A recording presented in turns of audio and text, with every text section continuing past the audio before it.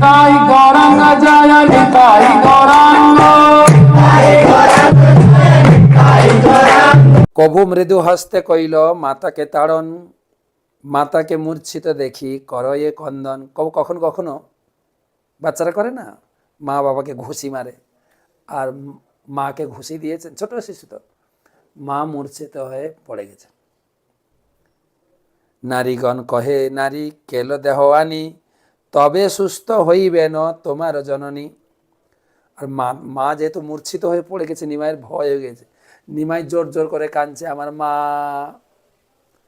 তখন পাড়ার মেয়েরা সব, মহিলারা সব ছুটে এসছে, বলছে নিমাই তোমার মা ভালো হয়ে যাবে, একটা কাজ করতে হবে, একটা নারকেল যদি এখন কোথাও থেকে আনতে পারো তাহলে মা ঠিক হয়ে যাবে।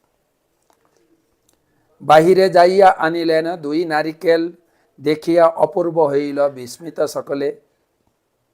আর নিমাই বাইরে গিয়ে দুটো নারকেল নিয়ে চলে আসে। নারীরা অবাক হয়েছে, বাবা দারুণ শিশু, সাধারণ শিশু নয় তো। কভু শিশু সঙ্গে স্নান করিতে করিল গঙ্গাতে, কন্যাগণ আইলা তাহা দেবতা পূজিতে। আবার কখনো বন্ধুদের, ছোট ছোট বন্ধুদের সঙ্গে গঙ্গা স্নান করতে গেছেন। গঙ্গা স্নান করতে গিয়ে দেখছেন গ্রামের ছোট ছোট মেয়েরা, তারা শিব পূজা করার জন্য অনেক নৈবেদ্য টৈবেদ্য নিয়ে হাজির। গঙ্গা স্নান করি পূজা করিতে লাগিলা, কন্যাগণ মধ্যে প্রভু আসিলা বসিয়া। কন্যারে কহে আমা পুজো আমি দিব বর, গঙ্গা দুর্গা দাসী মোর মহেশ কিঙ্কর। মেয়েরা গঙ্গা স্নান করে তারা কাপড় চোপড় পরে পূজা করতে বসেছে, আর নিমাই গিয়ে পূজার বিধিতে বসে পড়েছে। এই তোমরা আমার পূজা করো, এই গঙ্গা দুর্গা শিব সব হচ্ছে আমার কিঙ্কর, আমার দাস, আমার পূজা করো। চন্দন আপনি চন্দন পরি পরেন ফুলমালা, নৈবেদ্য কাড়িয়া খান সন্দেশ ছানা কলা। তো ওদের হাত থেকে চন্দন নিয়ে নিজে নিজে চন্দন পরেছেন। যে ফুলের মালা এনেছিলেন যে শিব পূজা করে, সেই মালাটা নিজে নিজে পরেছে। আর ওদের যে ভোগ লাগানোর জন্য সন্দেশ কলা ফলমূল নিয়ে সব কেড়ে কেড়ে খাওয়া শুরু করেছে। ক্রোধে কন্যা গণ কহে শুনো হে নিমাই, গ্রাম সম্বন্ধে হও তুমি আমার সবার ভাই। এ নিমাই, এ কি করছো? তুমি আমাদের ভাই না? হ্যাঁ, তুমি এসব আমাদের দেব পূজার সমস্ত জিনিস নষ্ট করে দিচ্ছ। আমার সবার পক্ষে ইহা করিতে না জুয়ায়, না লহ দেবতা সহ্য না করো অন্যায়। এটা করা উচিত নয়, দেবতাদের নৈবেদ্য এরকম নষ্ট করা উচিত নয়। প্রভু কহিয়া তোমার সবাকে দিল এই বর, তোমার সবার ভর্তা হবে পরম সুন্দর। নিমা বলছে তোমরা আমার পূজা করেছো, আমাকে খাইয়েছো, আমাকে মালা পরিয়েছো, আমি তোমাদের বর দিচ্ছি, ভালো বর পাবে। কিরকম বর? পণ্ডিত, বিদগ্ধ, যুবা, ধনধান্যবান, 7 পুত্র হবে, চিরায়ু মতিমান। নিমা এরকম আশীর্বাদ দিয়েছে, তোমরা খুব ভালো স্বামী পাবে। কিরকম? যুবক, দেখতে সুন্দর, পণ্ডিত, বিদগ্ধ, ধনধান্যবান, হয়তো বড় চাকরি করে। আগেকার দিনে চাকরি ছিল না তো, যার বাড়িতে বেশি ধানের গোলা থাকতো তাকেই ধনী মনে করা হতো। আর কি হবে? 7 পুত্র হবে, চিরায়ু মতিমান। প্রভুপাদ লিখেছেন বর্তমান হিন্দুরা সন্তান চাইছে না, কিন্তু মেয়েরা সাধারণত মায়েরা বহু সন্তানের মাতা হলে খুব খুশি হয়। আর চিরায়ু, চিরায়ু আর অত্যন্ত বুদ্ধিমান, আয়ু বাড়বে। বর শুনি কন্যাগণের অন্তরে সন্তোষ, বাহিরে ভর্ৎসন করে করে মিথ্যা রোষ। ভেতরে তো খুব খুশি হয়েছে, বা এরকম বর পাবো, কিন্তু বাইরে রাগ দেখিয়ে দিচ্ছে, নিমাই তুমি এত চপল কেন? কোন কন্যা পলাইল নৈবেদ্য লইয়া, তারে ডাকি কহে প্রভু সক্রোধ হইয়া। কোনো মেয়ে এই নিমায়ের অত্যাচারে সে নৈবেদ্য নিয়ে দূরে সরে গেছে, আর নিমায় তখন রেগে বলছেন যদি নৈবেদ্য না দেহ হইয়া কৃপণী, কৃপণ হ, বুড়া ভর্তা হবে আর চারি চারি সতিনী। আর যদি আমাকে এরকম না দাও, আমি অভিশাপ দিচ্ছি, বুড়ো পতি পাবে, শুধু তাই না সবার 4 করে সতিনী থাকবে, মানে তোমাদের স্বামীর 5টা করে বিয়ে হবে, তুমি একটা আর 4 সতিনী। তার মানে আগেকার দিনেও বহু বিবাহ পন্থা ছিল। প্রভুপাদ লিখেছেন তাৎপর্যে যে বর্তমান সংখ্যা অনুযায়ী ছেলে অনুযায়ী মেয়ের সংখ্যা বেশি, তাই প্রত্যেকটি মেয়েকে বিয়ে দিতে গেলে এক একটা ছেলেকে একটার বেশি বিয়ে করতে হবে, তাহলে মেয়েরা ঠিক থাকবে। ইহা শুনি তা সবার মনে হইল ভয়, কোনো কিছু না জানে কিভা দেববিষ্ট হয়। এই নিমায়ের এই অভিশাপ শুনে তারা ভয়ে ফিরে আসতো আর মনে করতো এটা নিমাইয়ের উপরে মানে কোনো দেবতার ভর আসছে, আর তারা এসে নিমাইকে খাওয়াতে শুরু করেছে, নিমাইকে পূজা করতে শুরু করেছে। আনিয়া নৈবেদ্য আনি সম্মুখে ধরিল, খাইয়া নৈবেদ্য তারে ইষ্টবর দিল। মেয়েরা যে মেয়েগুলো পালিয়ে গেছিল তারা এসে নিমাইয়ের সামনে নৈবেদ্য ধরেছে, নিমাই মালা পরেছেন, চন্দন পরেছেন, তাদের নৈবেদ্য খাওয়া শুরু করেছেন এবং খেয়ে দিয়ে তাদেরকে বর দিয়েছেন, তোমরাও ভালো পতি পাবে। এই মতো চাপল্য সব লোকেরে দেখায়, দুষ্ট দুঃখ কারণ মনে নহে সবে সুখ পায়। এবার নিমাই প্রতিদিন চপলতা, দুষ্টুমি, কিন্তু কেউ দুঃখ পেত না, খুব আনন্দ পেত। কবিরাজ গোস্বামী এখানে লিখেছেন, দুঃখ কারো মনে নহে সবে সুখ পায়। এরপরে আমরা পরের বৃহস্পতিবার পড়ব। তো সেই নিমাইয়ের মেয়েদের সঙ্গে উঠা বসা সম্পর্কে আমাদের বলরাম জয়ন্তীর কথা আমরা পড়ি। কৃষ্ণ বলরাম সেই গোচারণে গেছেন। একদিন সমস্ত বৃন্দাবনের সেই গোপীদের নিয়ে কৃষ্ণ বলরাম সেই যমুনার কিনারে কদমখণ্ডিতে প্রকৃতির যে সৌন্দর্যতা উপভোগ করছেন। মেয়েরা বলছেন, গোপীরা বলছেন কৃষ্ণ বলরামের প্রশংসা করে, দেখো তোমাদের আকর্ষণ, তোমাদের দেহের সৌন্দর্য, চোখের চাহনি, আর কৃষ্ণ যখন বংশী বাদন করেন, বলরাম গাইতে শুরু করলেন, আর সেই সময় তাদের সে বংশী বাদন, বলরামের মধুর মূর্ছনার গান গোপীদের হৃদয় মনকে আন্দোলিত করল। তারা উপভোগ করছেন, আর এত একদম ধ্যান সহকারে তারা সেই যে সঙ্গীতের মূর্ছনা তারা উপভোগ করছেন। তাদের চুলের বেনি খুলে গেছে, গা থেকে কাপড় খসে পড়ছে, এইরকম ধ্যান নেই। আর সেই সময় শঙ্খচূড় বলে একটা অসুর সমস্ত সেখানে উপস্থিত হলো এবং সমস্ত সেই সুন্দরী গোপী যুবতীদের নিয়ে তাড়িয়ে নিয়ে চলতে শুরু করলো। যেরকম যেরকম একটা বিশাল লাঠি দেখিয়ে তাদেরকে আতঙ্কিত করে তুলল, আর তারা ভয়ে চলতে শুরু করলো, আর তারা জোর জোর করে কান্না করতে শুরু করেছেন, কৃষ্ণ বলরাম, জোর জোর করে আর্তচিৎকার করতে শুরু করলো। যেরকম বলা হয়েছে, যেরকম শঙ্খচূড় যেভাবে হরণ করেছিলেন, যেভাবে চোরেরা গরু চুরি করে নিয়ে পালায়, ঠিক সেরকম শঙ্খচূড় গোপীদেরকে চুরি করে নিয়ে যাচ্ছিলেন। কৃষ্ণ বললেন, তাদের জোরে জোরে বললেন, তোমরা ভয় পেও না। গোপীদের শান্ত করতে লাগলেন, আশ্বস্ত করলেন, এবং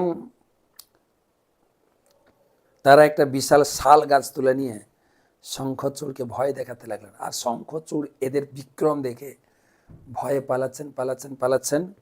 তখন কৃষ্ণ তাকে ধরে ফেললেন এবং কয়েকটা মুষ্টাঘাতে শঙ্খচূড়কে মেরে ফেললেন। শঙ্খচূড়ের মাথায় ছিল সামন্তক মণি, খুব সামন্তক জুয়েল মণি, সেটা খুলে নিয়ে এসে সব গোপীরা চিন্তা করছিল কৃষ্ণ নিশ্চয় আমাকে বেশি ভালোবাসে, আমাকে দেবে। কৃষ্ণ সেটা বলরামকে দিলেন। সে সামন্তক মণির কথা ভাগবতমে পাওয়া যায়। সে সামন্তক মণি কীভাবে সত্রাজিতের হাতে এলো, তো কৃষ্ণ দিয়েছেন বলরামকে, বলরাম ভালোবেসে দিয়েছেন রাধারানীকে, আর রাধারানী সে সামন্তক মণিটা সবসময় পড়তেন সিথিতে, আর খুব উজ্জ্বল জ্যোতির্ময় ছিল। কিভাবে সূর্যদেবের রাধারানী সূর্য পূজা করতে যেতেন না? সূর্য পূজা করতে গিয়ে সেইখানে সামন্তক মণিটা আবার চলে যায় সূর্যদেবের হাতে। আর এই সূর্যদেবের উপাসক ছিল সত্রাজিৎ। সূর্যদেবের পূজা করতে করতে সূর্যদেবের সঙ্গে ঘনিষ্ঠ বাড়ে, আর সূর্যদেব খুশি হয়ে সেই সামন্তক মণি দেয় সত্রাজিৎ রাজাকে। আর সত্রাজিৎ রাজা সেই সামন্তক মণি পেয়ে এত গর্বিত, এত অহংকার হয়েছিল। কেন না, সেই সামন্তক মণি প্রতিদিন 2 মণ সোনা উৎপাদন করতেন। 2 মণ সোনা এখনো মনে ভার সেরে ওজন মাপা হয়, 40 সেরে 1 মণ, 2 মণ সোনা উৎপন্ন করতেন। আর শুধু তাই না, সেই সামন্তক মণি যেখানে থাকবে দুর্ভিক্ষ, মহামারী, আদি ব্যাধি থাকবে না। তো সেটা তিনি পরে দ্বারকাতে সুধন্য সভার দিকে যাচ্ছে, আর সে সামন্তক মণির জ্যোতিতে দ্বারকাবাসীরা মনে করছে এ স্বয়ং সূর্যদেব এসছে, সূর্যের জ্যোতির মতো লাগছে। কেননা দ্বারকাবাসীরা জানতেন যে কৃষ্ণ পরমেশ্বর ভগবান, তাকে দর্শন করার জন্য দেবদেবীরা প্রায় আসতেন। তাই এই সূর্যদেবের আসাটা কোনো ব্যাপার নয়। তারা কেউ কেউ গিয়ে খবর দিয়েছেন, কৃষ্ণ কৃষ্ণ সূর্যদেব এসছেন তোমাকে দেখা করার জন্য। কৃষ্ণ তো জানতেন এই সূর্যদেব নয়, তো সত্রাজিৎ। তো কৃষ্ণ রাজপ্রাসাদ থেকে বেরিয়ে এসে সত্রাজিতের সঙ্গে দেখা করেছেন, দিয়ে বলছেন যে আপনার কাছে যে মণিটা আছে, সাধারণত সমাজের বা রাজ্যের সব থেকে যে দামি মূল্যবান পদার্থ, এটা রাজকোষে থাকা দরকার, রাজার কাছে থাকা দরকার। তো আপনি আমাদের রাজা সুরসেন মহারাজের কাছে রেখে দিন। সে কি আর দেয় নাকি? এত সোনা উৎপাদন করে সেটা ঘরে রেখেছিল। একদিন সত্রাজিতের ছোট ভাই প্রসেনজিৎ, সে সামন্তিক মণিটা গলায় পরে গিয়েছিল জঙ্গলে শিকার করতে। তো একটা সিংহ এসে প্রসেনজিৎকে মেরেছে, প্রসেনজিতের গাড়ি ড্রাইভারকে মেরেছে, আর সামন্তক মণিটা নিয়ে যাচ্ছে। তখন জঙ্গলে একটা গরিলা এসে সিংহটাকে মেরেছে, দিয়ে সামন্তক মণিটা নিয়ে গেছে, দিয়ে তার একটা ছোট ছেলেকে দিয়েছেন খেলতে। সামন্তক মণি দরকার ছিল, বাচ্চার খেলনা হিসেবে নিয়ে গেছে। এদিকে সামন্তক মণি নেই দ্বারকাতে সত্রাজিতের কাছে। সত্রাজিৎ একটা অপবাদ ছড়ালো, যেহেতু কৃষ্ণ চেয়েছিল আমি দিই নাই, কৃষ্ণ নিশ্চয় আমার ভাইকে মেরে এই সামন্তক মণিটা নিয়েছে।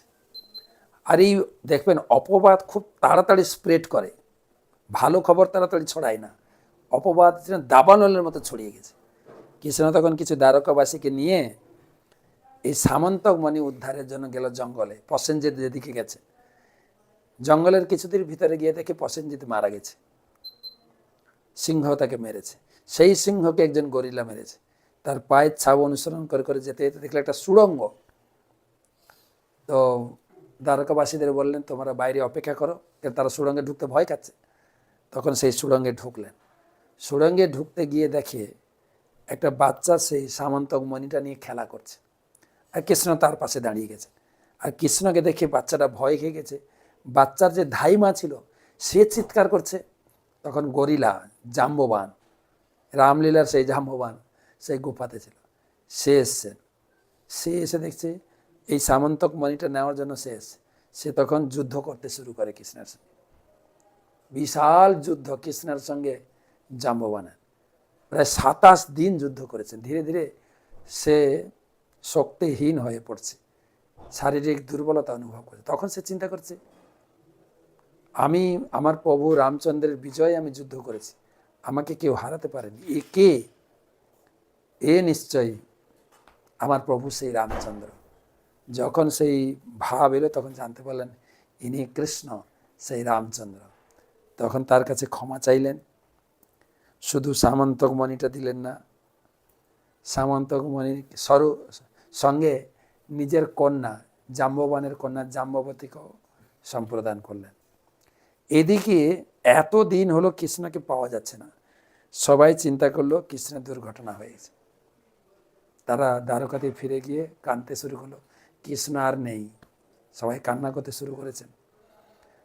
কেউ কেউ গেছেন চন্দ্রভাগা দেবীর কাছে প্রার্থনা করছেন, আমাদের প্রভু কৃষ্ণ যেন ফিরে আসেন। এই প্রার্থনা করতে করতে কৃষ্ণ একা ফিরেননি, সুন্দরী জাম্ববতীকে নিয়ে ফিরেছে। আর জাম্ববতী কৃষ্ণকে পেয়ে কি আনন্দ!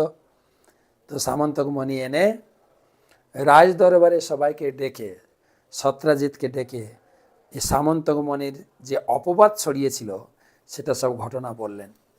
আর এইটা বলে সামন্তক মণিকে সত্রাজিৎ রাজাকে ফেরত দিলেন। সত্রাজিৎ রাজা যে একটা ভুল অপবাদ ছড়িয়েছিল সে খুব লজ্জিত হলেন, এটা করা ঠিক নয়। সেই তার লজ্জা, সেই তার কৃষ্ণের নামে যে অপবাদ, সেটা থেকে মুক্ত হওয়ার জন্য তিনি তার কন্যা, সত্রাজিতের কন্যা সত্যভামাকে উপহার দিলেন কৃষ্ণকে, সেই অপবাদ, দুঃখ বা অপরাধ থেকে মুক্ত হওয়ার জন্য। এবং বললেন এই সামন্তক মণিটাও তুমি রাখো। কৃষ্ণ সামন্তক মণি নিলেন না, জাম্ববতীকে কি বলে সত্যভামাকে বিবাহ করলেন, সামন্তক মণিটা সত্রাজিৎ রাজার কাছে রাখলেন। বিয়ে হলো একটি ঘটনাতে দুটো বউ। আগে বিয়ে হয়েছে রুক্মিণী, দ্বিতীয় জাম্ববতী, তৃতীয় সত্যভামা।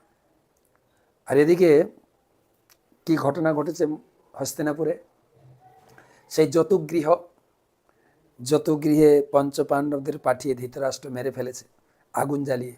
তারা তো মারা যায়নি, সুড়ঙ্গের ভিতরে বেরিয়ে চলে গেছে, কৃষ্ণ বলরাম জানতেন। কিন্তু পুরো হস্তিনাবাসী তারা দুঃখে ভরপুর হয়ে গেছে। কুন্তী দেবী, পঞ্চপাণ্ডব তারা মারা গেছে, তাদের অন্ত্যেষ্টিক্রিয়া সৎকার সব কৃষ্ণ জানতেন যে পঞ্চপাণ্ডব মারা। তথাপি তাদের সঙ্গে তাল মিলিয়ে তাদের সঙ্গে দুঃখ প্রকাশ করা, শোকে ভেঙে পড়া, অন্ত্যেষ্টিক্রিয়া সব করেছে। এবং দেখছিলেন ধৃতরাষ্ট্র এবং ধৃতরাষ্ট্রের পুত্রেরা বা শকুনি আদি, তাদের কোনো দুঃখ ছিল না, কেন তারা তো চাইছিলেন মারতে। সেই অনুষ্ঠানে গেছেন, আর এদিকে সত্রাজিৎ মারা গেছে। তো সত্যভামা ছিলেন বাপের বাড়িতে, নিজের চোখে দেখেছেন। কিভাবে হলো না, এদিকে আপনার শতধন্যা সত্রাজিতের প্রতি খুব ঈর্ষান্বিত হয়ে গেল। আসলে সেই সত্যভামাকে বিয়ে করবে বা সত্রাজিৎ সত্যভামাকে শতধন্যার হাতে সম্প্রদান করবেন বলে কথা দিয়েছিলেন, কিন্তু এখানে তো কৃষ্ণকে বিয়ে দিয়ে দিলেন। সে একটা রাগ, তার প্রতিহিংসা নেওয়ার জন্য সে ঢুকলো ঘরে। এবং তার সঙ্গে জুড়ে গেল অক্রূর আর কৃতবর্মা, তারাও যোগ দিল, সে এদের সঙ্গে যোগাযোগ করলো। অক্রূর কৃতবর্মা তো ভগবানের ভক্ত ছিলেন, তারা এরকম মতি হলো কেন? প্রভুপাদ কৃষ্ণ বইতে লিখেছেন, অক্রূর যখন বৃন্দাবন থেকে কৃষ্ণকে নিয়ে এসেছিলেন, গোপীরা যখন বাধা দিচ্ছিলেন, গোপীদের কাছ থেকে কৃষ্ণকে ছিনিয়ে নিয়ে এসেছিলেন, গোপীরা মনে মনে অভিশাপ দিয়েছিলেন, তুমি অক্রূর নও, তুমি ক্রূর। সেই একটা পাপ লেগে যায়। আর কৃতবর্মা যদিও কৃষ্ণের সপক্ষে ছিল, কিন্তু বেশি কংসের সঙ্গে মিশতে মিশতে তারও কিছু পাপ বুদ্ধি অন্তরে জমা হয়, ভোগ বুদ্ধি। তো এই দুজন তার সঙ্গে যুক্ত হলো। তো তারা চাইছিল একসঙ্গে গিয়ে মারব শতধনাকে। একদিন সত্রাজিৎকে শতধনা একদিন ঘরে ঢুকেছেন, সবার পরিবারের সবার সামনে তাকে একদম শিরচ্ছেদ কচুকাটা করে বেরিয়ে। সেই সময় পরিবারের লোক বাধা দিলেও কেউ আটকাতে পারেননি। আর সেই সত্যভামা এতটাই রেগে গেল, এর প্রতিশোধ আমি নেব। সত্যভামা ওখান থেকে রথে করে ছুটে গেলেন হস্তিনাপুরে। তখন তো telephone, email, WhatsApp, message box কিছু ছিল না। নিজে ছুটে গেলেন, দিয়ে স্বামীর কাছে সব ঘটনা বললেন। আর এদিকে শতধন্যা সত্রাজিৎ তো মেরেছেন, তারপরে এই সামন্তক মণিটা নিয়ে প্রথমে গেছেন অক্রূরের কাছে, যে তোমার কাছে রাখো। অক্রূর রাখলো না। তারপর কৃতবর্মার কাছে গেল, কৃতবর্মাও রাখলো না।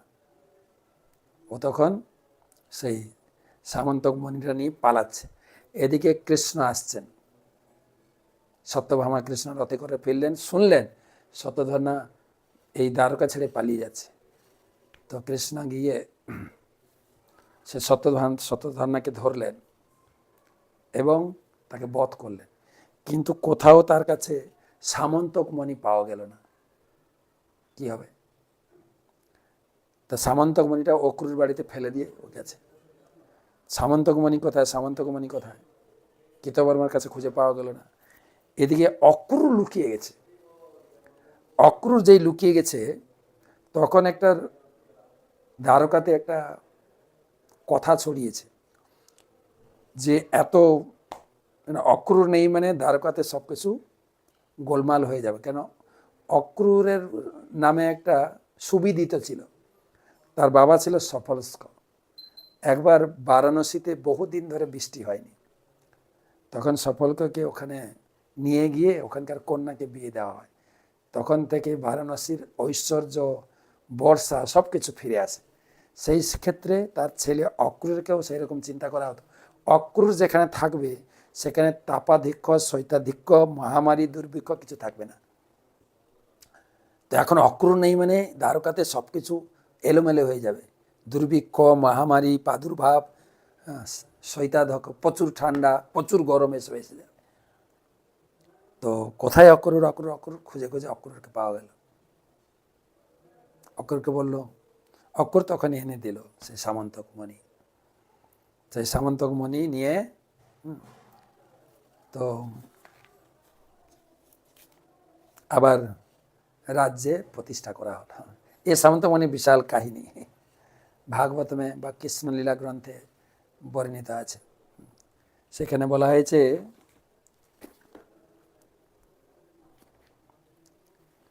এই সামন্তক মণির কাহিনীটি খুবই তাৎপর্যপূর্ণ। শ্রীমদ্ ভাগবতে উল্লেখ করা আছে, যে কেউ এই কাহিনী শ্রবণ, কীর্তন বা স্মরণ করবেন, তিনি সব রকম অপযশ ও পাপ কর্মের ফল থেকে মুক্ত হয়ে পরম সিদ্ধি ও অন্তিম শান্তি লাভ করবেন। যিনি শুনবেন, যিনি বলবেন, যিনি স্মরণ করবেন। তা আপনারা সবাই আপনাদের অপযশ বা মিথ্যা দুর্নাম বা পাপ কর্মের ফল থেকে পুরো মুক্ত হয়ে গেলেন। সবাইকে ধন্যবাদ, শুভরাত্রি। কালকে আবার ভাগবত পাঠে দেখা হবে।